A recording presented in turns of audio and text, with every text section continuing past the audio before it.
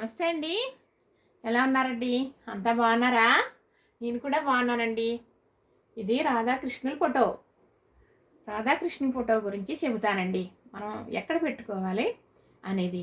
భార్యాభర్తలు నిద్రించే బెడ్రూమ్లో పెట్టుకోవాలండి. తప్పనిసరిగా రాధాకృష్ణుల ఫోటో కానీ విగ్రహం కానీ మనం నిద్రించే రూమ్లో ఉండటం చాలా మంచిదని పెద్దలు చెప్పగా నేను వినగా మీకు నేను చెబుతున్నాను. చక్కగా మరి రాధాకృష్ణుల ఫోటో చూడటానికి చాలా ముచ్చటగా ఉంది కదా.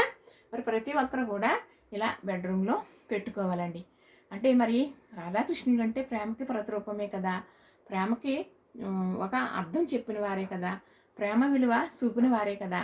అందుకే మన బెడ్రూమ్లో ఉండాలి అని మరి పెద్దలు చెప్పేవారు. నిద్రించే రూమ్లో రాధాకృష్ణులు ఉండాలని చెప్పేవారు అన్నమాట. చక్కగా చూసారా ఎంత అందంగా ఉందో ఫోటో. బాగుంది కదా. రాధాకృష్ణుల్ని ఎలా చూసినా మనకి చాలా ఆనందం కలుగుతుంది. చక్కటి ప్రేమ గుర్తుకొస్తుంది కదా. సరేనండి, మళ్ళీ మీకు ఇంకొకటి చూపిస్తాను. మరి అదే బెడ్రూమ్లో చక్కగా ఎంత బాగా డిజైన్ వేస్తున్నదో చూసారా. ఈ డిజైను చాలా బాగుందా? ఎంత బాగుందో చెప్తారా మరి? ఇదిగోనండి. అంటే ఇది వేసిందండి, మా పాప వేసిందనమాట. చక్కగా తనకి ఇలా పెయింటింగ్లు అయ్యి వచ్చు. చక్కగా అంత అందంగా అలా వేసిందనమాట. చూడండి, అదిగో డిజైన్ చక్కగా బాగుంది కదండి పెయింటింగు.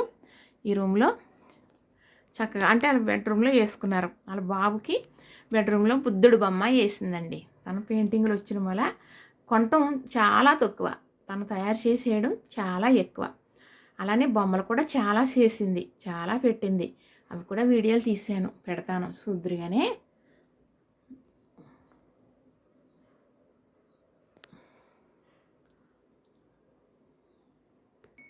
మా పాప బాబు, చంటి బాబు అప్పుడుది ఫొటోస్ అలా పెట్టుకున్నారండి చక్కగా.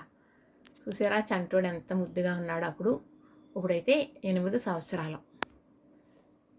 అప్పుడు ముద్దుగా ఉన్నాడు కదండి, ముద్దుగా.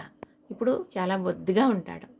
చాలా అలాంటి బుద్ధిమంతుడే కూడానండి. అల్లరదే చేయుడు, చెప్పిన మాట వింటాడు. చదువులో ఫస్ట్. ఇంకెంతకన్నా ఏం కావాలండి పిల్లలకు ఉండవలసింది.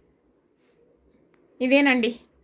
ఇది చక్కగా మీరు బెడ్రూమ్ మొత్తం ఫుల్గా చూపించడానికి కొంచెం కబోర్డ్లు అది అవ్వాలండి. అందాక మీకు అమ్మాయి చేసినవి అన్నీ చూపించడం జరిగింది. చక్కగా ఏం రాధాకృష్ణ బొమ్మ చూశారు కదా. అలా ప్రతి ఒక్కరు పెట్టుకోండి. మరి చూశారు కదా, నచ్చింది కదా, లైక్ చేయండి, షేర్ చేయండి, సబ్స్క్రైబ్ కూడా చేసేయండి.